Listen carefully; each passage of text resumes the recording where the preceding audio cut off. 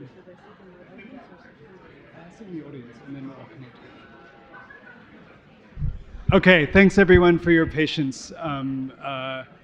It's a great pleasure to see a full lecture hall, and I want to congratulate you all on having made a really good decision about how to spend the next hour and a half. My name is Nicholas Tamancho. I'm the head of architecture here at MIT, and it's a great pleasure to welcome you here tonight. I'm going to start out with our land acknowledgement and an acknowledgement of all the ambiguities of land acknowledgements at the same time. MIT acknowledges Indigenous peoples as the traditional stewards of the land and the enduring relationship that exists between them and their traditional territories. The land on which we sit is the traditional unceded territory of the Wampanoag Nation. We acknowledge the painful history of genocide and forced occupation of their territory, and we honor and respect the many diverse Indigenous people connected from time immemorial to this land on which we now gather. It's my job to welcome you here tonight, and I just wanted to start with a few brief thoughts on the theme of welcome before I explain the format of this evening's event, and then welcome Dean Hashim Sarkis to introduce our guests and the initiative of which they're a part. I was the recipient of two really beautiful welcomes from both of tonight's speakers. In the spring of 2000, I was on a postgraduate travel fellowship, and I sent a fax to the office of Lacaton with whose work I'd been obsessed since the Maison La Petite. And then I proceeded, following this fax, to knock on the doors of the Palais de Tokyo that they were at the time renovating into the remarkable space it is today. And with only this non-introduction, Anne and Jean-Philippe spent an incredible afternoon with me explaining what they were doing with an enormous amount of patience and generosity, and it's a welcome for which I owe them a debt of thanks to this day for taking me seriously and allow me to continue to take their work with the seriousness and attention it deserves. Arine Aprahamian, who's, as you'll hear tonight, Anne's mentee in the Rolex Initiative, which is a partner for tonight's event. Supposedly, I welcomed her as a student to what turned out to be my last year of teaching at UC Berkeley, where I taught a year-long, I have to say, slightly insane studio on the theme of science fiction and the future of California's ecology. And it was Arine, in fact, along with her classmates, but Arine quintessentially, who welcomed all of the bizarre projections and assignments and camping trips and adventures that creative endeavor involved and helped make sure it was a success. And so I'm very welcome to Arine as well. I also wanted to say that if he's watching virtually tonight, I wanted to give a special welcome to Ali Harabi, Arine's partner, who we're very sorry is not able to join us tonight, and we wish it were so. And so with that, I welcome Dean Sarkis to do the rest of the official events. Oh, the format. So the format tonight is a format of interchange across between multiple partners here tonight. We'll get a brief presentation on the Rolex Initiative, which is sponsoring Arine and Anne's partnership. Arine and Anne will both present separately. We'll do a conversation together that moderated by me. That conversation will slowly move from one or two questions from me to questions from the audience, but to aid in that gradual transition, we're asking that you contribute questions on the index cards that are going to get passed out in a second, and will get passed down to me, and then I'll do my James Lipton interpretation from the Actors Studio, and we'll go into the conversation for as long as we can do it. So with that, Hashim, take it away.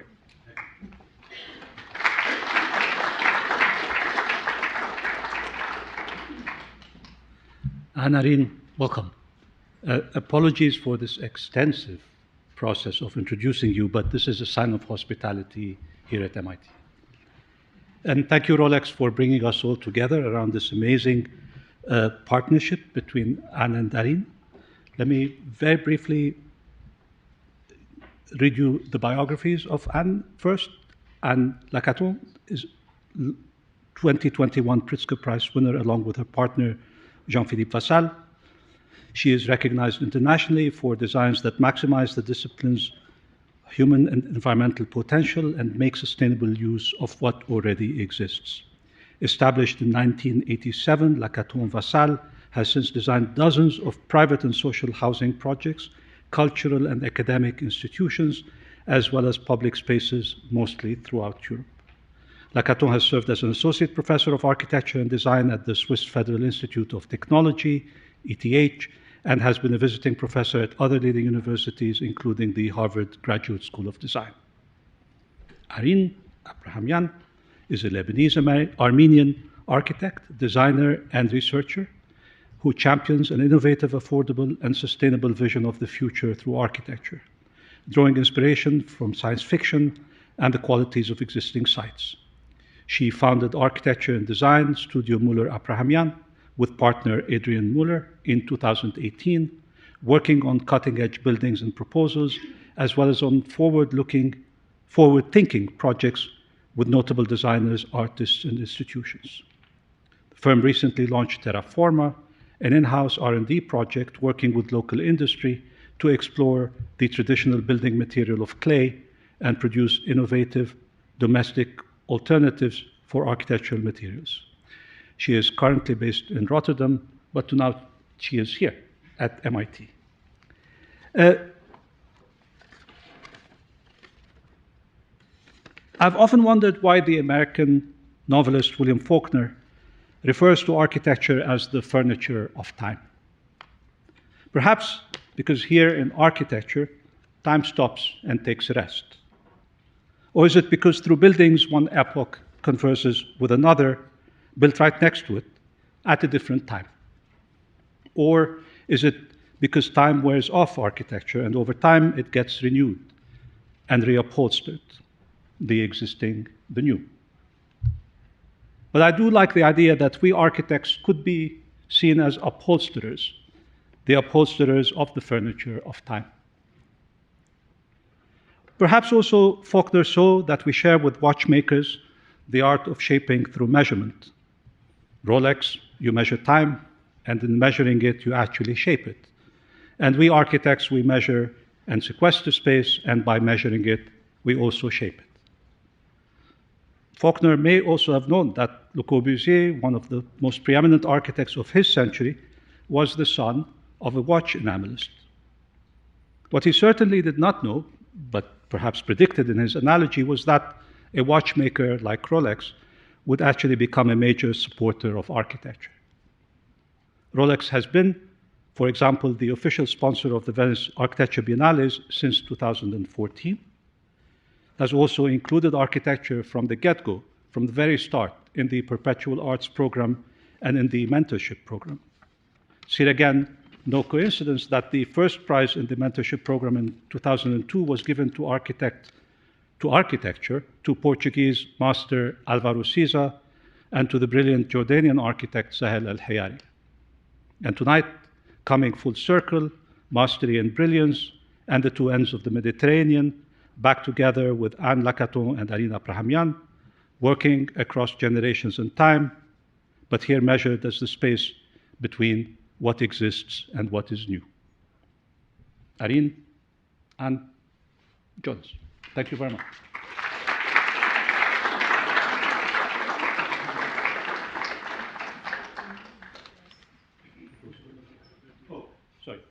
We have a video first from the Rolex Foundation about the partnership, the mentorship program, and then Arine.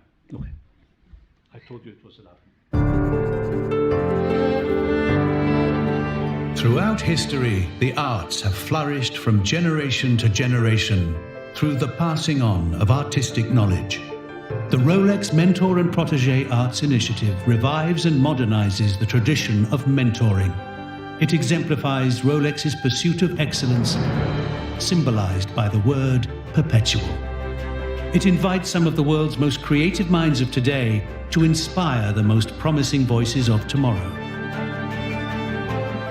In the fields of dance, film, literature, music, theatre, visual arts, and architecture. Since 2002, 63 accomplished masters have worked one-on-one with gifted young artists, helping them to realize their full potential. By giving guidance, imparting wisdom, sharing insights and experiences, it is a life-changing opportunity. Many protégés have gone on to great achievements, and they too will one day lift up those who follow. The Rolex Mentor and Protégé Arts Initiative has transcended borders, genres, and generations, and has helped make the world a more inspiring place.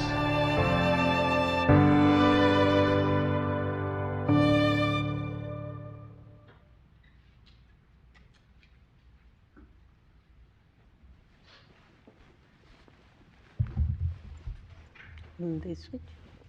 Oh, yeah. At first, I just want to say quick thanks for having me here, to MIT, to Nicholas and Hashim. Thank you for that warm welcome. To the Rolex Mentorship and Protégé program, of course, and to Lacaton for mentoring me throughout this time. The purpose of this talk is to explore the journey of a project that I've been working on with Lacaton for over a year. The project remains a work in progress, and I aim to share the process rather than a finished product. The talk is titled The Existing, the New Material, and this story is about a neighborhood called Bourj Hammoud. Bourj Hammoud is a relatively lower income neighborhood located on the eastern suburbs of Beirut. During the 20s, it was lemon trees, plantation lands with lemon trees, orange trees, and pine trees.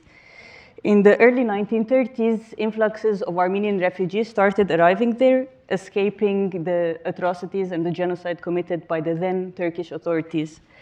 At first, the refugees settled in camp cities at the border, at the coast of Beirut. Eventually, these tent cities turned into more permanent construction made from tin and wood, found materials, as what they then described in shanty towns. In 1933, or in the 1935, something like that, there was a consensus to move the Armenian population outside of those camps inland, about 1 kilometer inland, in the pretext that Beirut looks ugly when approached by boat. And coincidentally, in 1933, there was a big fire that destroyed a big part of the neighborhood. The then French mandate in Lebanon did a very fast urban planning of a neighborhood so that it can house this big population of Armenian refugees as fast as possible.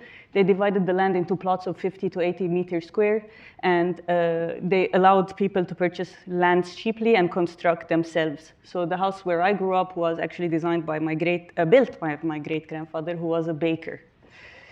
Currently, Bourj Hammoud looks like this.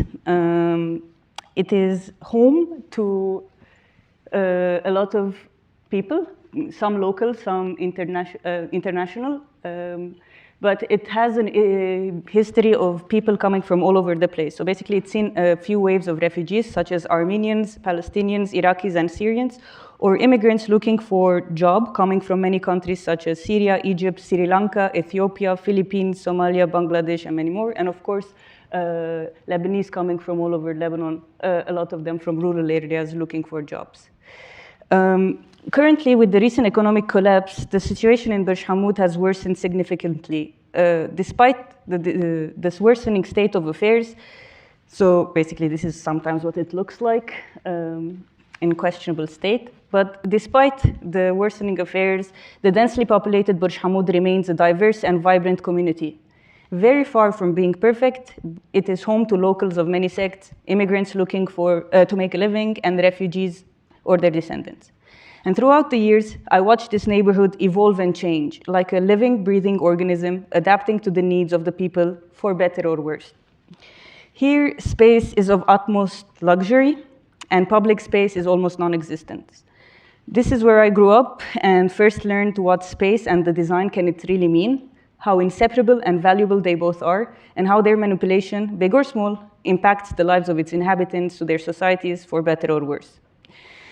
So, also in Bourj Hammoud is where I learned that the constraints of reality can push for inventiveness in restrictions, And this is why I find the neighborhood so inspiring. But I also obviously can see that there's a lot of space for improvement.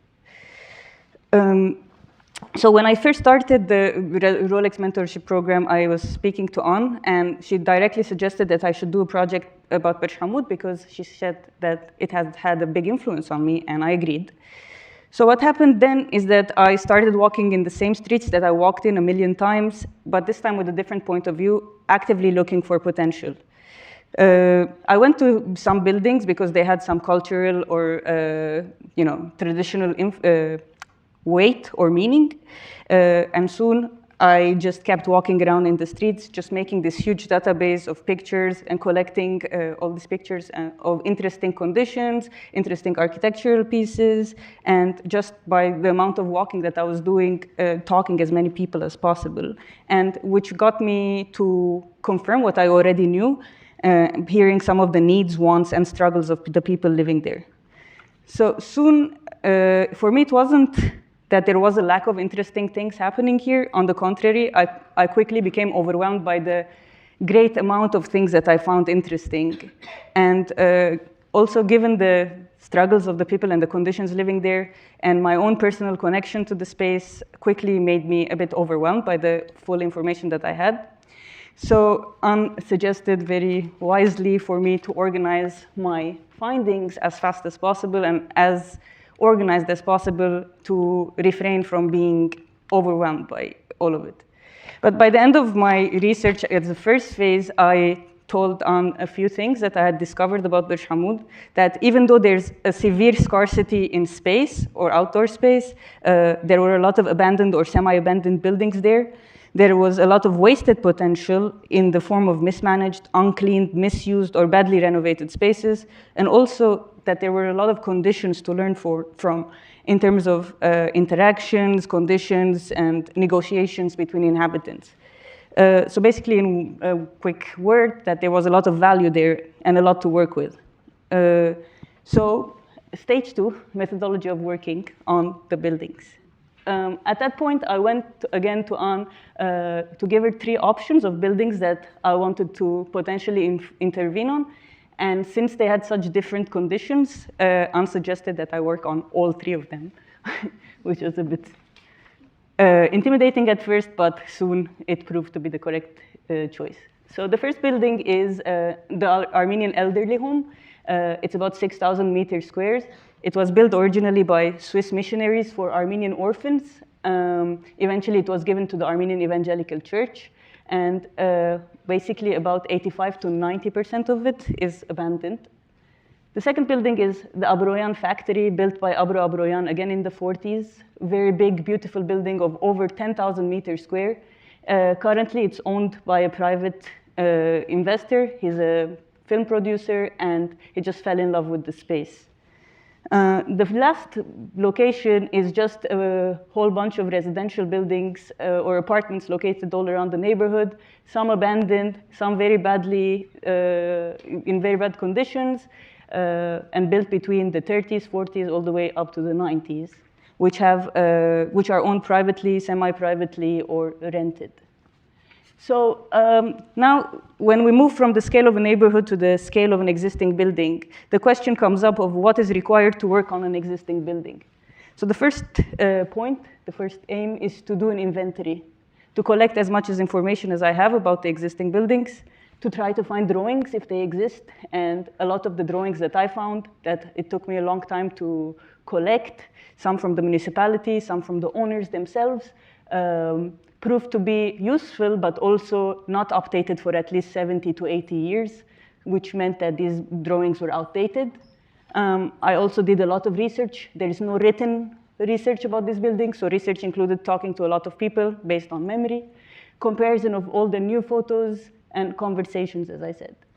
In the end, I resorted to do a survey, which took me about 8 to 10 months, given that the buildings are about 17,000 meters square, going room by room.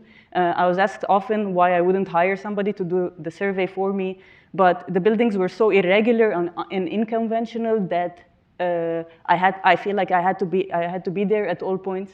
And the survey showed us a lot of surprises. For example, in the elderly home. You know, we kept the doors, a lot of rooms had doors that were closed for more than 30 years. Nobody knew what really was behind these doors, so it was like kind of like a bit of an archaeological project. So this is what the daily surveys looked like, which was fun. So quickly, given that, well, when you're working on a traditional, basically conventional project, when somebody approaches an architect with a project, they usually give them a dossier, which includes all the information of what they need to know about the site, its history, etc. For me, that information didn't exist, and as I said, it took me a long time to bring, to collect. So the working process on these buildings was not a linear one. So at first, information was not available all at once. So I had to go back and forth between collecting information and already doing starting some parts of the intervention. The second is that, well, we're working with 17,000 meters square.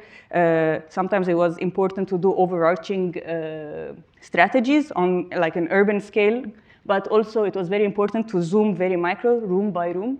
So there was a constant jump between micro and macro. And finally, so basically in this project, we had a rare opportunity to route a program from the spaces themselves. Usually in a conventional project, they ask you what the program is, and you have to fit the program into an existing building. In these cases, there was no program, there was no brief, it was just me looking for opportunity.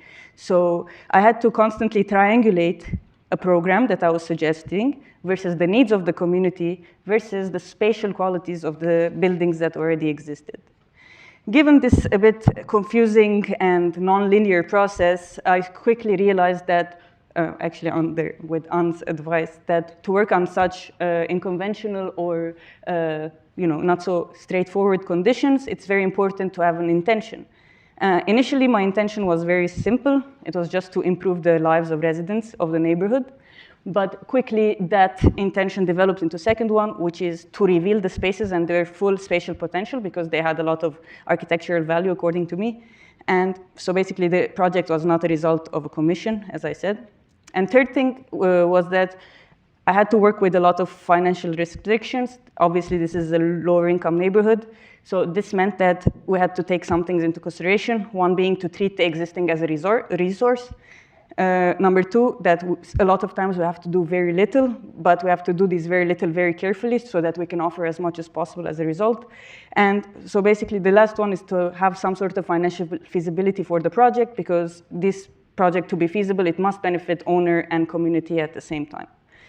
So to very quickly go over the intervention and not to drone on, one thing to say about all of the interventions on the 3 different sites is that they have one thing in common, is that they have to, first we have to make sure that the building becomes functional. So to make a building functional, it means that it should have enough, it should have running water, it should be safe, it should have electricity. And after that, we can move on into doing more intricate interventions. So this is the first building. Well, I don't know if you can see my line. It's the building that's surrounding a courtyard. As you can see, the landscape of the neighborhood, it's extremely dense and there's barely any greenery. But this building in the front, when you're on a pedestrian level, it actually looks like a normal building, just like any other, but it actually holds this really beautiful secret courtyard or little oasis in there. And I call it an oasis because the building and the neighborhood is extremely overwhelming. It's very polluted, it's very noisy, it's hot, and it's just overpopulated. So suddenly, when you enter the building, you're confronted by this really beautiful garden, which takes you outside, completely outside of the place where you were, and you feel like you're transported into a new area. So the building's state is a bit like this, dilapidated. Most of it is abandoned. There is small parts that are still used, but most of it is just there. So this complex is particularly special for me because throughout its existence, it has truly, truly acted in service of the community, offering various fragmented functions such as orphanage, old people's home, a school, workshop for the disabled, shelter and bakery during the Civil War, daycare center, offices, church, library, educational center, and even a hotel. a very odd combination of uses, disconnected uses for one building, but such is the experiential potential of this building. So at its core, the building works at the service of the community. So my goal here was to restore the building so that it can once again fully function according to its original intention, to flexibly serve the needs of the community to the fullest extent. Now, because it's a big building and the conditions are not the same throughout all of the plot, this is part of the process where I had to go micro and macro a lot of times. I separated the building into separate entities to take every part, sometimes separately, to see what are the potentials of each of these places. So here, it was also important to think about what the public's needs are in this area. Obviously, everyone's looking for affordable, good quality housing, and good quality, affordable studios or offices, outdoor space, etc.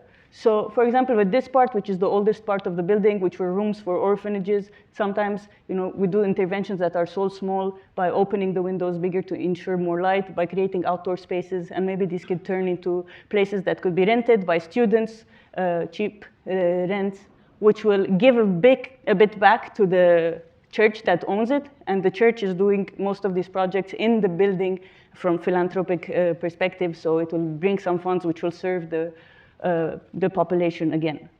So just a few images. And so sometimes the intervention is small, sometimes it's a bit more developed according to the areas, but a lot of times it's about suggesting what it could be used at, but at the same time ensuring that it stays as flexible as possible to accommodate any needs. The second building is the Abroyan facility. And unlike the first building, which is composed of human-scale rooms, this one is a factory, so it was built for machines. So it has these really big, beautiful spaces. Each one's 500, 600 meters square, 6 meters high, 4 meters high, it depends. So what would the goal look like in a building such as this one? So for this one, I call the intervention a facilitation or a reveal. It is to reinforce the building's capacity, again, to accommodate as many diverse activities as possible, but to very carefully understand and maintain the high value of the spaces that exist here. So this is the complex and what it looks like. And it was built not in one go, especially the volume on the right, plot 210. The volumes were added on top of each other as separate entities. So you have all these floors that don't match. It's not like a normal building where you have floor by floor on top of each other.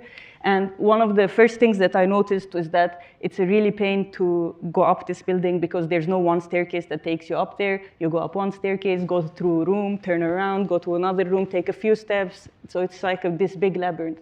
So sometimes an intervention looks as simple as reinforcing the vertical circulation of the building to prepare it, basically, to accommodate any kind of function, to ensure there's enough lifts, and to give enough private access to the building on all sides so that it can be used as fragmented entities rather than having to be used constantly as a whole. Currently, maybe only 10%, 5% of the building is used. The rest of it is abandoned. And given how beautiful it is, I really think it's a shame that not a lot of people get to use it. And so hopefully, with an intervention like this, it will be possible. Another thing that when I was talking to the owner, is a bit of a art fan, per se. So at some point, he was thinking of turning the building, some of the parts of the building, into artist residencies, a boutique hotel. So here, again, in this process, I just want to explain that what I'm sharing is the journey of how I worked on it, and basically the methodology and the process for me is much more important than the final result. So sometimes it was just about experimenting with it and seeing how we can work on it. So the process was not as rigid as it could be. And another thing that I struggled with, especially because it's such a big building, and a lot of times the interventions we're doing are very surgical and very minute. Conventional methods of representation, like big plans, don't really show exactly what we're doing. And sometimes, you have to use unconventional methods of representation, like a very basic collage of a suggestion of how the building could look like, perhaps as an art space or whatever, is what was necessary for us. Finally, the last site of intervention are the residential clusters that I was talking about. In Bourj Hammoud, it's not that there is absolutely no funds for making improvements. There is very little, but there is.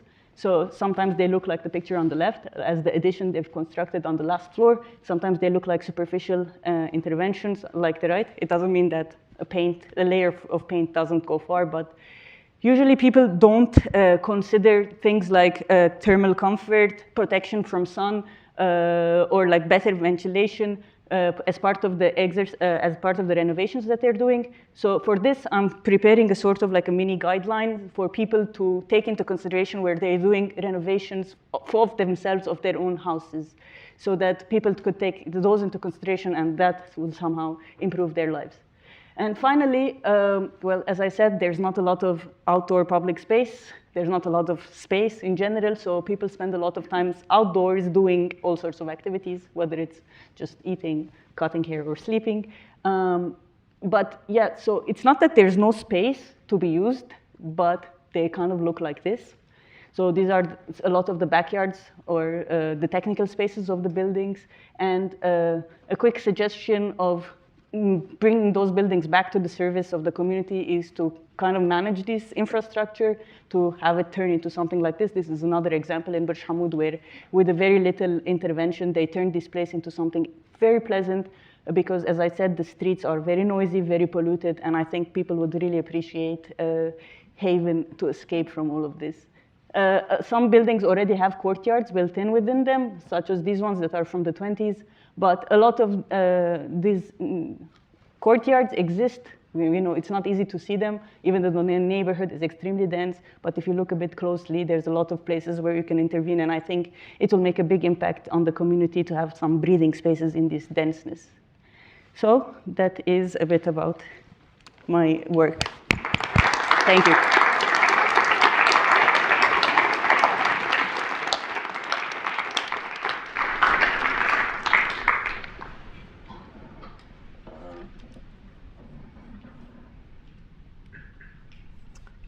Okay.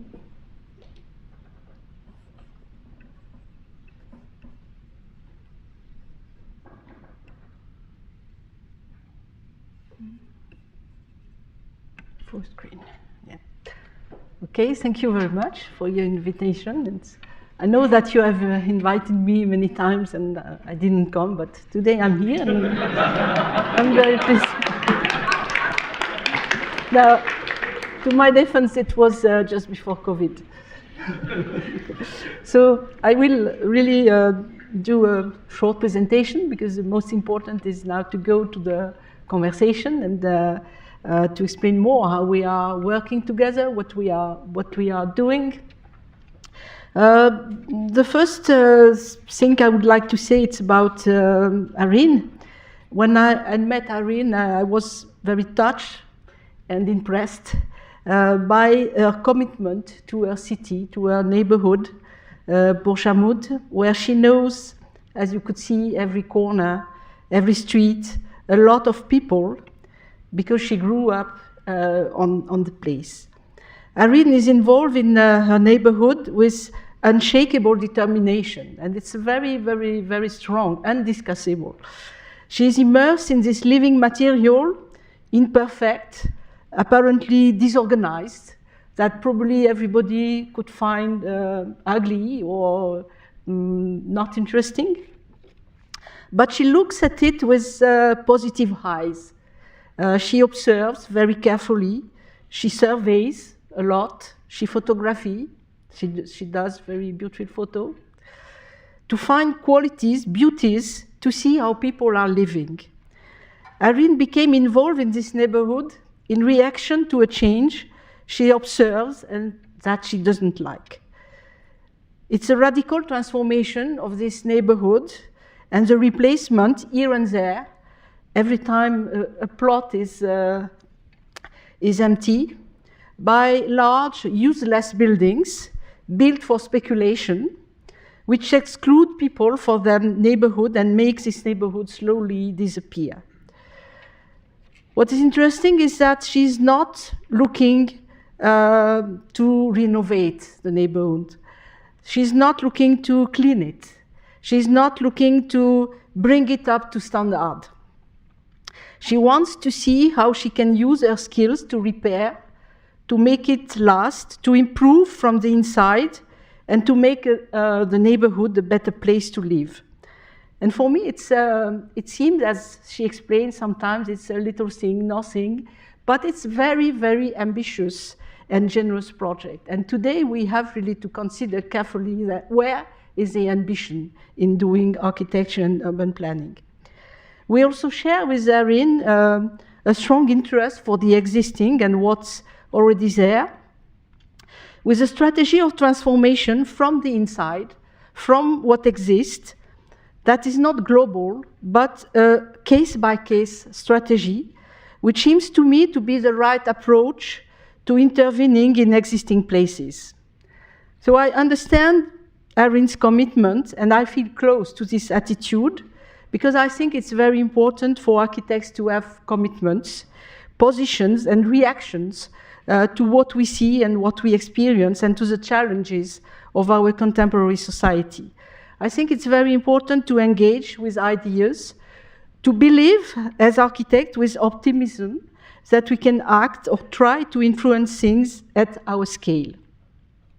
So that is what Jean-Philippe and I have been trying to do since we started our practice yesterday. We try to stay true to our approach and to a few principles that I can briefly summarize. First, it's about extra space, free space. It's about the generosity that architecture must give for the everyday life. So generous space creates freedom. Extra space, unprogrammed space, allows more uses. And especially we have developed this idea of free space, extra space in housing, because housing for us is probably the most important issue today, because all over the world you can see many people very, very poorly housed. And as architects, it's a clear opportunity to, and also a responsibility to contribute to improving people's housing condition. So just a few, an overview very fast of a few projects. Housing, double space, light, comfort, pleasure, affordable. It's very important words that we have always in mind when we start designing projects, and this is the first house that we had to design some 30 years ago. And that was a very interesting project, and we learned a lot from this project. So we came very fast to the idea that the idea of standard is wrong. That standard, which is uniformity, which is always small, which is always bringing down everything, it's not interesting, and we can do better. So extra space is a space that you can give around the standard, in addition to create more facilities, freedom of use, to extend mobility. And every time in starting designing project, we have this in mind, that we should try to double the surface which is requested in a brief, and at minimum 50% more than the standard. So with all facilities to give openings to outside, to move around by inside, or by inside to outside, like in a house. So some of the projects, and most of them, they are social housing. And as you know, social housing is a very defined and constrained brief always, because it's a response to some typologies and financial systems. So this was a project for social housing, double space, twice bigger than standard units, but of course with no cost increase for the construction and no rent increase, because it's also the condition of affordability. So, and it provides this kind of spaces that are very easy to appropriate: double space, large living room, extra space, winter garden, that allows, because the winter garden is an unprogrammed space, is allowed a lot of freedom and appropriation. Double space, large living room, plus winter garden, plus balcony, or plus a garden. This is a kind of minimum that everybody could expect from conditions of living. Winter garden, extra spaces. The extra space is a space that, in fact, costs nothing, because it's something that you can find inside the structure, and the project allows very often to offer these spaces. And elderly housing, again in France, it's also social housing, and again giving better conditions with not just a minimum, but outdoor space, intermediate space. And these spaces are always the place for freedom and for appropriation that we are always surprised to see how people are using these spaces. A housing tower in Geneva, which is not really social housing, but it's rented housing. So here also these conditions of giving the possibility to extend life and to profit good conditions. The same double space, extra space, is not only interesting for housing, but every program. A school needs extra space, a museum needs extra space, everything needs extra space, because the extra space is a place which is not determined, not conditioned by any program, so it's a place to invent uses. So this is a project for a school of architecture. And the same scheme as the standard housing, a program, a brief, is always a result of a lot of compromises, a lot of restrictions, and it's always too small before it is done. So it's important to try to give this capacity, this flexibility, to create more space that gives also multiple paths, interpretation, and also possibilities of improvisation. And in the school, it's very important to allow this kind of improvisation. So the double space to invent uses, so to see that in this school there are a lot of proposals from the students to organize events. And program space allows also improvisation, and this picture, it's the beginning of the school of the first years. And the introduction to the school is made by a scenographer, dancers, and they explore the space of the school by dancing. So every year they are doing this for the first year students. But also giving a roof, which is not a roof, but a square, a public square, where a lot of events can happen, and it's also the possibility for the school to invite public events. Another principle which is very important, and that's absolutely linked to the generosity and to extra space, is the issue of economy. Economy is a vector of freedom, in the contrary of what everybody could think, that economy is not a constraint. And we can say also now with the experience that having too much money is not a chance. Because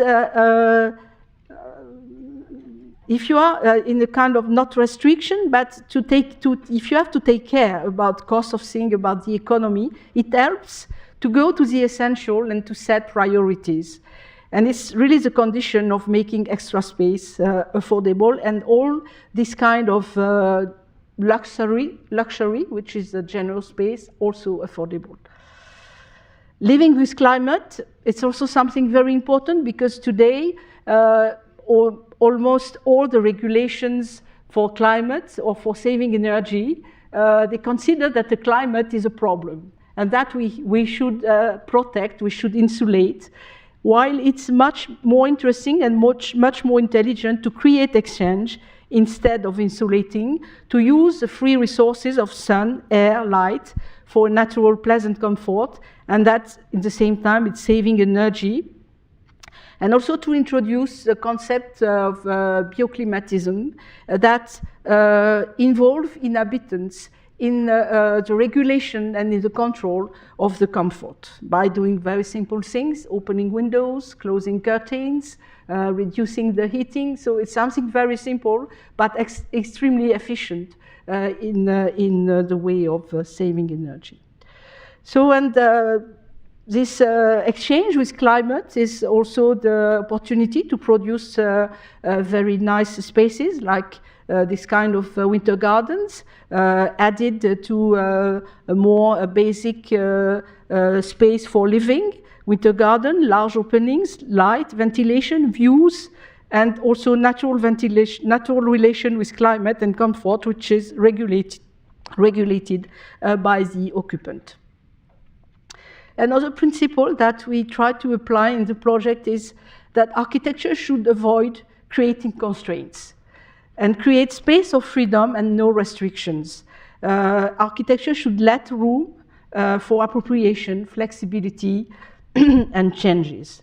So this space, for example, which is a multi-purpose hall, where there are sometimes concerts, sometimes music, sometimes on the weekend family weddings. And this space is a large free space, flexible, open to multiple uses. Also, this principle, which is very important, and we are working a lot on it, and this is also the topic of the work we are doing together with Arine, is make do with the existing. So the existing is everything, the soils, the trees, build square meters, infrastructures. It's important to consider that the existing is today the raw materials that form the basis of any project. It allows to do more with less. It allows to save energy, money, material, carbon, but also it allows to invent also a new kind of architecture, new kind of project. Of course, as it was well explained in the presentation of Arine, it forces to change method, to change into attitudes, changes in the way of approaching project. It's important to analyze, to look in detail, to start with what is positive, to see the value before seeing the problems, because seeing the problem first always leads to decide that it should be demolished. So this is not the right way to do, and we have to, working with an existing is something very different, and we have to change our method of investigation. So making do with, it can be also very nice places like this forest and building on the sand dune in the forest without cutting trees. That was a challenge for this project, and it creates a very interesting space where architecture in a way disappears inside the landscape. Doing with the value of a place, and here that was the topic of this square, where we were commissioned to make a project of embellishment, renovation, creating new furniture, changing the ground, and so on. And after 4 months of work, we came back to the municipality and we proposed a project, and we said that the question of embellishment, we declared that the square is already beautiful and that our project is to do nothing. So in working with an existing, it's also like here in Palais Tokyo, revive a former abandoned museum, and to create here a place for contemporary arts creation, giving a lot of freedom at every levels and not trying to renovate into the former museum, but taking the chance of these larger spaces to give this freedom for artists, but also an interesting access of the public to the artworks, which is something very, very interesting, also to create these conditions that the public, with not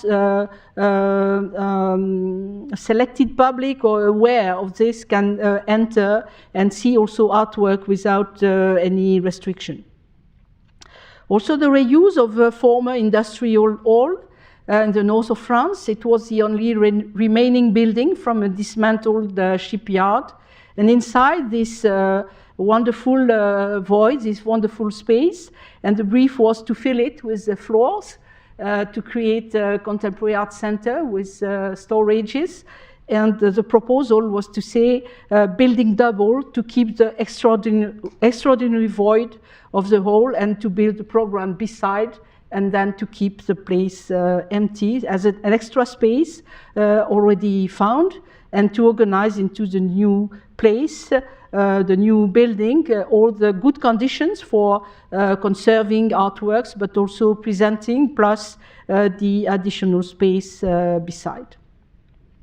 And also this, in this issue of working with this existing, we are much involved since many years in the transformation of the modernist housing blocks to upgrade quality, extend life, and enlarge living space and increase the comfort for inhabitants. And this involvement in this transformation came in the early 2000s, when this, in France, a big program of, national program of urban renovation was engaged, based on the demolition of something like 200,000 dwellings. And we did the research at the time because we didn't understand why so many recent buildings should be demolished, and why precisely modern buildings and not some more olders. And we did this research with this rather radical principle: never demolish, never subtract, remove or replace, always reuse, transform, give a new life. And this is what we did for this big housing blocks. It's transformation of 530 housing units that we did without moving the residents. It's a social housing neighborhood in Bordeaux. And what is very important is never to stay at this distance to look at things, because when you stay far away, everybody will find it ugly and say, okay, how is it possible to live inside? What is important is to go inside and to see all these situations of every apartment, every family living there, and to see that the richness is inside, and it has been given by all the inhabitants. And that is what we have to see and we have to look at. So it's very important to start from inside and to design from inside. So then the process was to expand by creating additional spaces in front of all the apartments, and to give, in this condition, with this extension, much better conditions of living, with a cost which is something like 1/3 of the cost of demolition and rebuild. And also a lot of other savings, energy, carbon footprint, and so on. And finally, the last project we are currently working on is to modernize and upgrade and renovate a theater of 6 venues in Hamburg, while keeping the unique spirit of the place, because this theater is not a very conventional one. It was installed 40 years ago in a factory. So it's a very special place, but they want to keep absolutely the spirit of the place. And the challenge is how we can upgrade and renovate without falling down into the very basic renovation with insulation, double glass, and so on, but how we can find other methods to bring it in better conditions, to renovate all the stage technology, but keeping this spirit of something that is permanently temporary. And just to conclude, if I have 1 minute more, okay. I just want to finish with a kind of souvenir. I don't know so much the souvenir, but it's about the first book that we did in 1993. It's a catalogue of an exhibition, and the title was Il fera beau demain. It will be nice tomorrow, which is the sentence that you can listen every day after the weather forecasts. It will be nice tomorrow. And we named this this book like this because we have to remind that '93 was a time of optimism, of great optimism, and we still keep in mind this optimism as, for an architect, something that almost mandatory. And in this book, in fact, it was the first pages were a text, I would say modestly a kind of manifesto. Probably reading it today, some words can appear a bit naive, but probably today we could say exactly the same words. For example, a little extract of the text, which was about what is a project. And we wrote at the time, it's never obvious, never certain, never referenced. Each project is a new question, a telescoping of constraints, of needs, of expectations. Ask the right questions and answer them rigorously, one after one. Always ask yourself what is necessary, what is sufficient, what is important, what is not.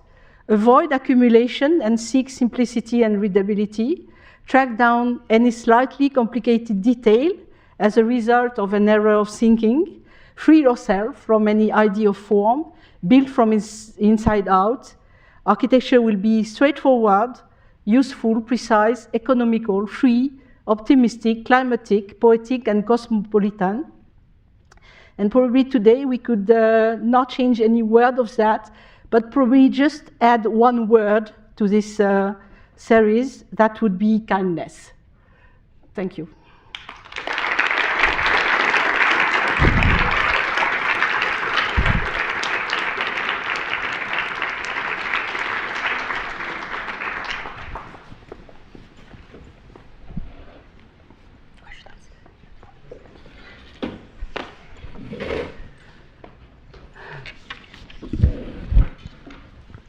Thank you. That was amazing.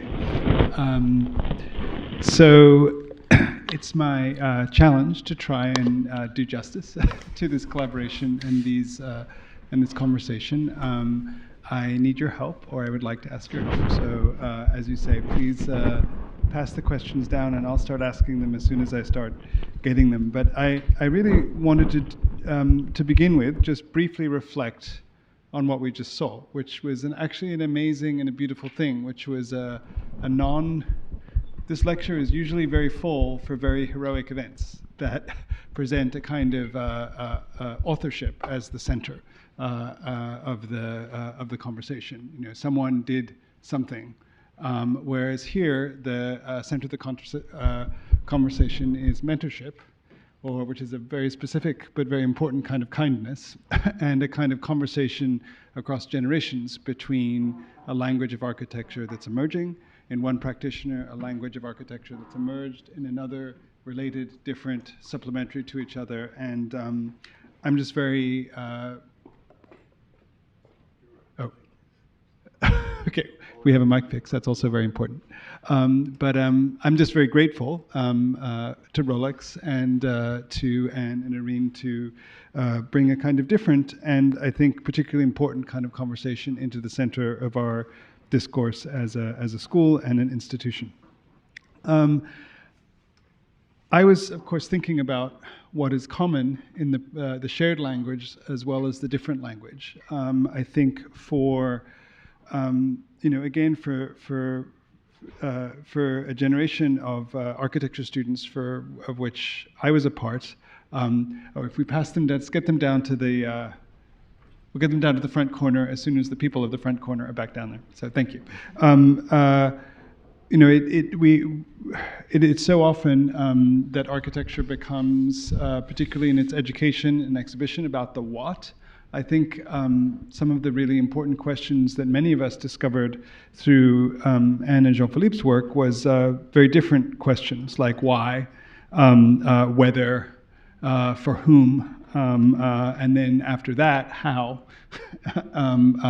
to accomplish these goals. So I wanted to start with a question to you about words, because we're featuring a conversation. A conversation takes place in words, probably French words in your case, and No. maybe sometimes English words. But I wanted to ask you what how long and what was the process of developing a common language, if you think you found it in any sense, and what words do you return to in the way that you talk to each other? Well, I would say that obviously Anne's vocabulary and the way of thinking is much more developed than mine, which is a language that's still in development. It took a long time for me to go through this project, synthesize ideas, take a stance, make a suggestion, and plan an intervention with an intention. So, well, I guess now I used some of the important words that we were talking about, but maybe to a practicing architect for many years, it's easier to come with this, to know what these words are. For me, they're still information, and I'm happy about that. I'm sure maybe Anne's are also still information, but more than the words that came after a while, there was a lot of common in the way we look at things and the intentions that we had while looking at things. And that was the first common ground between us. And the words came a bit later, slowly for me, but the first part for me was the thing that automatically bridged us together. I'm not the feeling that we have tried to find a common language, because we have not. Probably it was not necessary, because we have never felt that there was no communication in between us. So probably it was not necessary to have to create this language, because the communication, understanding was enough clear or enough good, so that it was not really a question to say what kind of common ground or common things we could create together. But it's very clear that probably that the same idea of interest for the material, which is the existing, the life, probably it was enough to create this very strong collaboration, and we didn't need to invent something more. So the questions are coming in, and I'm going to start to weave them together, particularly to questions for both of you. I think there's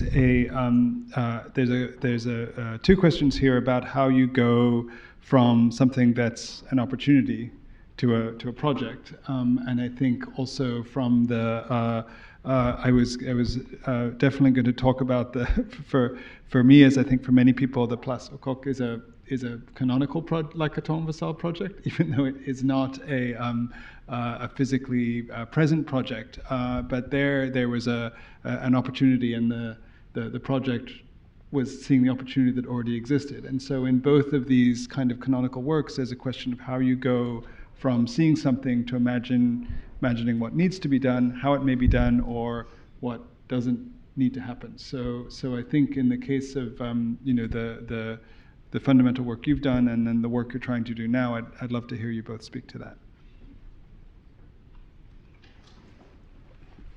You know, when you start a project, I talk for myself. Yeah. You have not in mind what should it be at the end. You start a process, and especially it's more interesting to not to anticipate so much, but to place yourself in the position of the one who doesn't know. That you have to learn, you have to be curious, and and it brings you orientations, it brings you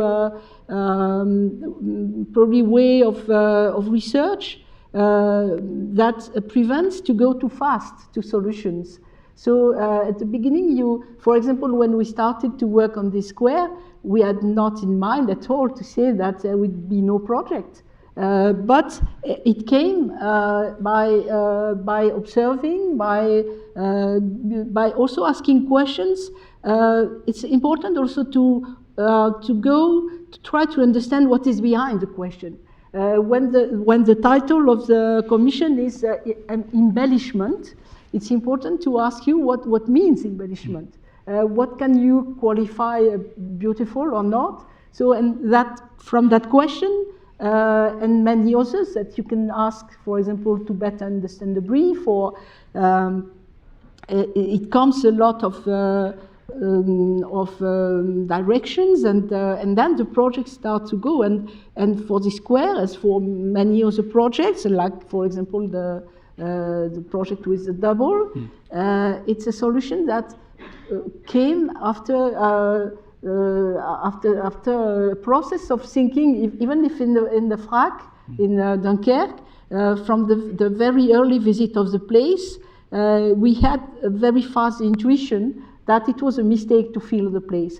But having the intuition and doing the project is a long process, and we have to assume to take time, sometimes not to know, sometimes to say, I start doing this, but we try to delay as much as possible the moment we start drawing something, because at the moment it started, it's very difficult to go back. So it's very important to let you also carry by a process of, and for us it's very important to again to feel a bit lost in the situation, because if you are lost, you have to find your way. Very good. Well, in my process, I was lost quite often. Yeah. So it took quite a lot of time, but I mean, what I'm happy about participating in this talk is to share the process of my work, in the hopes, like we discussed a lot of times with Anne that it was not that we want to highlight particular projects, but we want to highlight a methodology of looking at the project, so that this methodology not only applies to these buildings, but we want to share it so that, you know, people would know that there's another way of looking at things. So the methodology for me, and maybe for Anne also, is more important than the final results of what we got to. And as Anne was saying, it's a messy process. You get lost. I got overwhelmed often. But in the end, if you have an intention of curiosity, an intention of care, an intention of thinking about things from the perspective of the people who live there, there's really so much to work with. And basically, that's what I would like to highlight from this talk, is to just, you know, give it time, give it patience, and, you know, the project speaks to you in return automatically. Probably it's a bit wrong to say, I'm sorry, to say that methodology is more important than the result.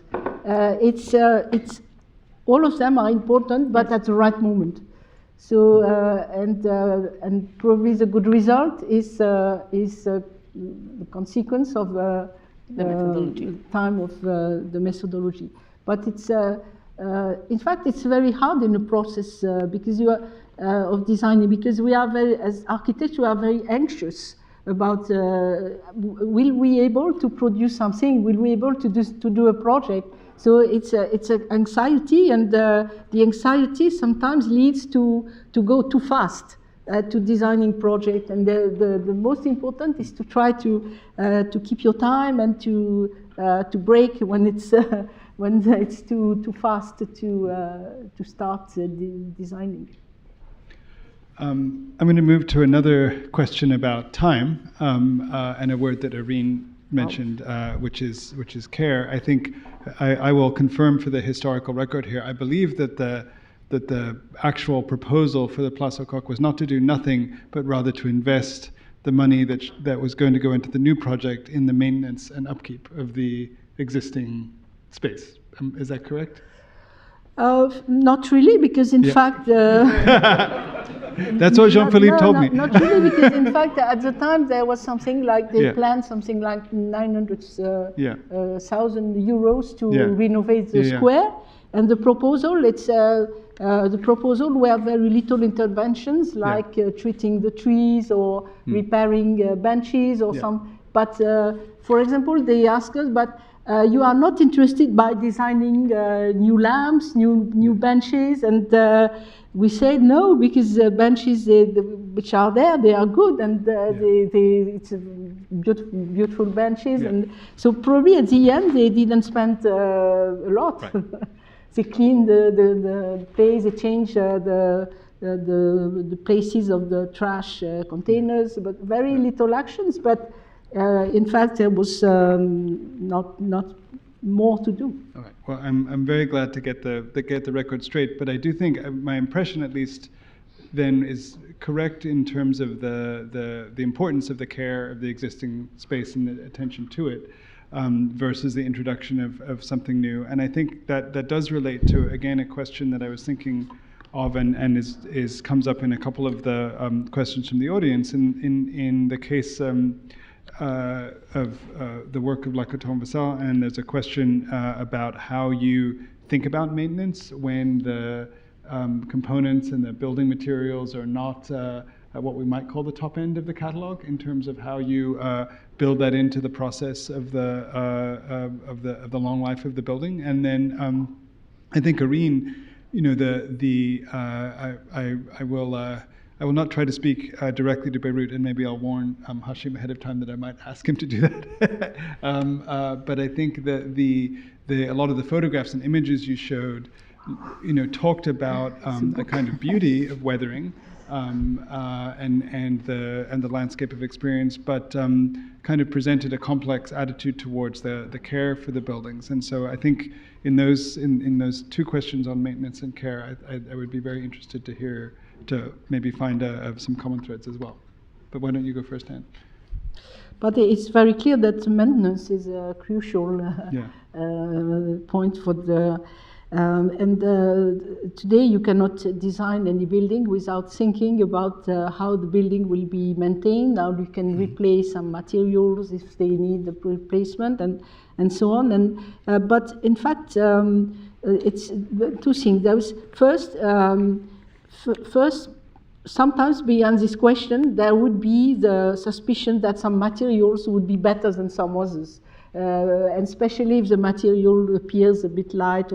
But in fact, it's there are not all the materials. They can have quality, and they can be well maintained. And the thing is also much more about a culture of maintaining buildings. You have some countries where the maintenance is really a strong culture. You go to Germany, they have a very strong culture of maintaining buildings, and all the buildings are always in very good state. They repair everything. In France, we don't have this culture. So we have more a culture of building new and then wait 20 years, and after 20 years, it's to be done again, which is a very bad method. So, but if your question is about how you think to maintenance in designing buildings, yes, of course, it's an important. For example, how to clean the facades, how to replace easily something. It's also all these things that technically we are thinking. For example, when you design balconies on construction, it's of course something very nice because for the users, but it's also very interesting as a tool for maintenance and also for the fire transmission. So there are a lot of indirect effects that we also think in doing projects. In my case, well, especially when talking about the project in Bourj Hammoud, there is a certain level of having to be realistic of how much there is funds or opportunities to do maintenance to such projects. So the reality of things are that maintenance comes rarely. But the approach that I'm trying to take here is that even though things are not perfect, it doesn't mean that we can't move past these imperfections to improve things that are existing. And the conclusion of that is often not the best or not the perfect thing, but it doesn't mean that there's no space for improvement at all costs. So maintenance is a scarcity in these conditions, but for me, there is always room to do something. And we have to work with what we have. So this is what maintenance looks like in these kinds of places. I think there's a very related and very good direct question here for which I'll ask from both of you, which is, what compromises have you made? What compromises in the projects? What compromises are you proud of? And also, where do you draw the line of compromise? Probably compromise is not a good word, because Okay. it can be applied as a good negotiation, but it could be also understood as you give up on things. So probably a negotiation or priorities is something more interesting, because then it doesn't mean that things are much better than the others, but in a scale of things that you can do, you prioritize some compared to some others. So probably the what you call compromise could be there. So at some points, if you need to do choices, then you establish a hierarchy in some, and it's very clear that in the projects there is some important points on which we know that we don't want to, I don't know the word in English, transiger, make any compromise. Yeah. So we know some points. Some others, you can change things, you can revise, you can without changing the sense, or you. But some others, because they are part of the basic concept or the basic project. In English, you say the things on which you don't want to give. Yeah. When talking about compromise, I think of one project that I was working on right at the, top, or like the precipice of the economic collapse in Lebanon. So it was the renovation of a technical school in Bourj Hammoud, close to Bourj Hammoud. Basically, so I don't know if you know, the Lebanese currency devaluated about 90 to 95%.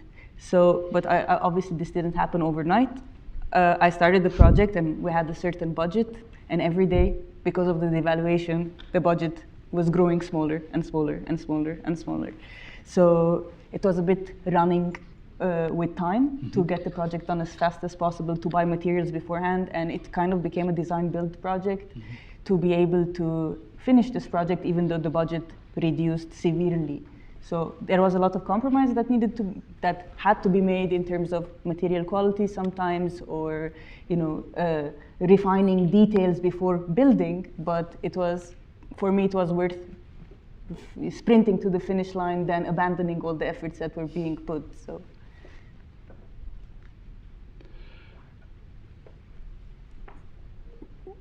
What do you feel have you discovered is different between the way you both see the world versus what is shared? Wow, what a big word.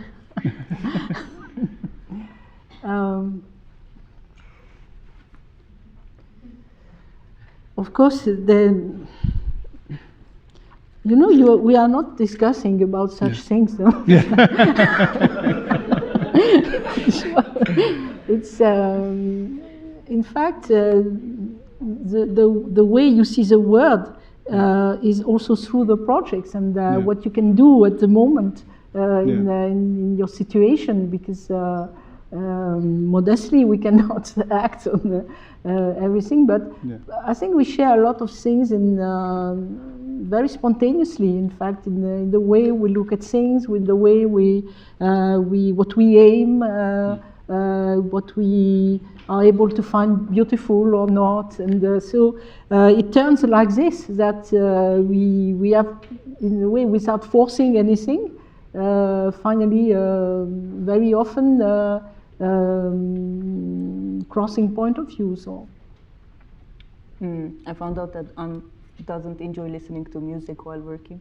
Okay. So that's a difference that stuck to my mind. But as Anne said, it's a communication, so it's not really about pointing differences. And also, to be honest, the project on which Arine is working is bringing on the table so many important topics that it's a hard task to think to all of this, and because it's not just working on the 3 places that she has selected, but it's much more working on the strategies, attitude, that how today we can approach such situations. This one is sometimes very critical, but there are a lot of situations that everywhere where so it's so we are very fast in the reality. This leads directly to another question that's here, which is how about the implementation of the work that you showed. And maybe about the larger framework, in particularly in your role, very specifically as a mentor, and about what you have learned about making things happen.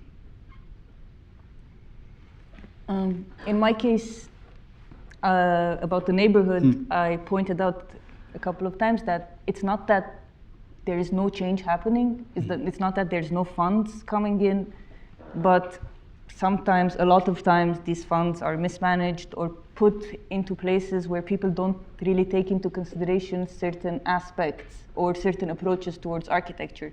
So the funds would go, as I said, towards more superficial renovations. And I mean, I think that sometimes there's more value into keeping things as they are, because instead of like cladding it in a new, I don't know, tiles or something, changing the conditions that are very minimal could have much better impact than doing surface cleaning. So my goal in these cases is to just kind of bring attention to what we could do differently, and to hopefully divert and attract more funds in that regard by hopefully one day doing pilot projects that would bring more of these kinds of interventions into the neighborhoods. But in reality, in the project as architects, we are very often far away from the places or where the funding or the money is distributed. But it's sometimes it's clear. We have the feeling that the money is not addressed in the right way or for the good things. I agree. For example, when we see all these billions that in Europe the states are spending in renovating buildings just by applying tons and square meters of mineral wool and insulation, as we know since now 20 years, that it was already done in the 70s or the 80s, and that it was a wrong method. But it's still the same. And billions are put in there for something which doesn't give a new life to buildings, doesn't bring any new quality. It's just materials or systems that are obsolete and with more time of thinking, with better engineering that would be possible to use, because there is money, but very often you have the feeling that there is money for things which has not so much importance, and that the money is not well addressed. So, money, there's 2 or 3 very good questions about this notion of extra space, right? And a kind of the way in which you Anne presented both extra space and economy is somehow part of the same philosophy or package. And but one very observant audience member, already asked us to juxtapose this notion of the extra space with the vision of Beirut that you presented, in which it does not seem like there's a lot of extra space, and in fact even from institutions like MIT to cities around the world, where the notion of space that's open, free, unclaimed, uncommercialized, uncontested is a very difficult thing to make happen. So I would love and for you to expand on on the economy of extra space or the necessity of extra space, and Arine in particular, for you to put that idea in context in terms of your presentation. Probably that the idea of extra space came very early in our practice when we had to deal with the first project and with the first brief. And in analyzing this, we always found that something was not very clear in this way of defining always the quality uses by restricted square meters, and we thought that finally the way the briefs are made or the standards are made is a very restricted vision that always brings to the minimum everything. And in terms of space, in fact, the minimum is never comfortable place, is never interesting, and it's not an issue of having too much. It's much more to the idea that the space is something very important in our lives, wherever we are. And we need this space of space which is not constrained by any kind of furniture, any kind of function, because as humans we need to have space for invention. And in fact, in 20, 30 years of practicing like that, in trying to give this extra space, we were never disappointed or by what the people are doing with that. It's always extremely surprising, extremely creative, and so it proves that it's a kind of need. It's a kind of basic need of having this space, because in fact very often in the discussion in a very bad process we can hear, okay, but it's very egoistic to give more space to some of them and not enough to some others. But the goal would be to give this to everybody. And in fact, the extra space that you give to an apartment, to a school, is also the opportunity to invite. We can see very clearly that in apartments, if you give 20 square meters, winter garden, people invite neighbors.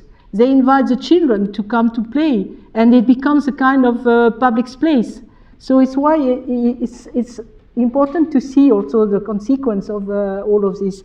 And again, this extra space, it doesn't cost a lot because there is no equipment. There is so it's why it's also linked to economy, because it's a way you manage with the money you have to place importance where you think that it should be. So in fact, you're allowing extra space to happen with economy. Yeah, of course, it's a condition.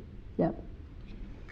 In the case of neighborhoods such as Bourj Hammoud, I try to point out in the presentation that it's not that space doesn't exist. A lot of times the space does exist, even though they're small, but they're mismanaged or misused or in conditions that are not acceptable. So for me, as Anne said, even if this small space is given extra to the people, they could be acting like catalysts for a lot of positive interactions. And another thing is that sometimes we really have no space, no extra space at all, but we would have that the spaces that exist are not optimized. So when we can't give extra space, we try to optimize the existing spaces as much as possible. There's a good question that came in that's a direct follow-on, which I'm going to ask as we start to wind down this portion. But when we think about extra space, then are we thinking about more users in the classical sense, or more uses, like different things, or more in different people, or both? Both. Probably extra space must be understood also as free space. So it means a space for freedom, because it's not constrained by some precise functions, and it's also up to people to do.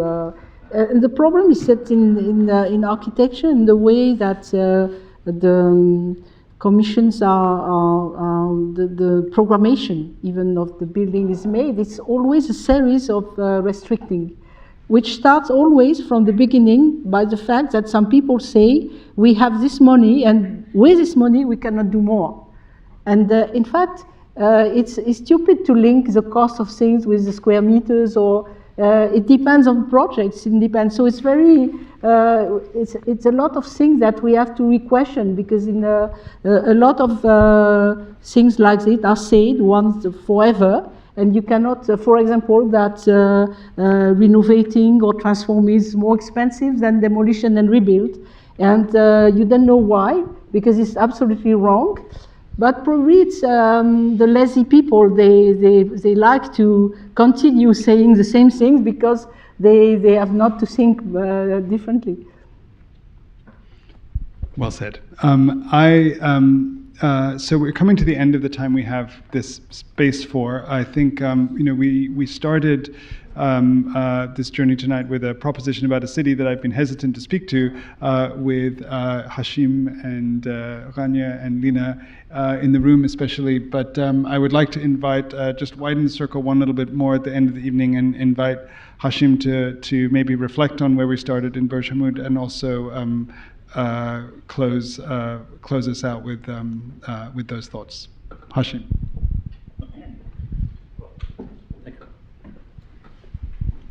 For once, being Lebanese has its privileges.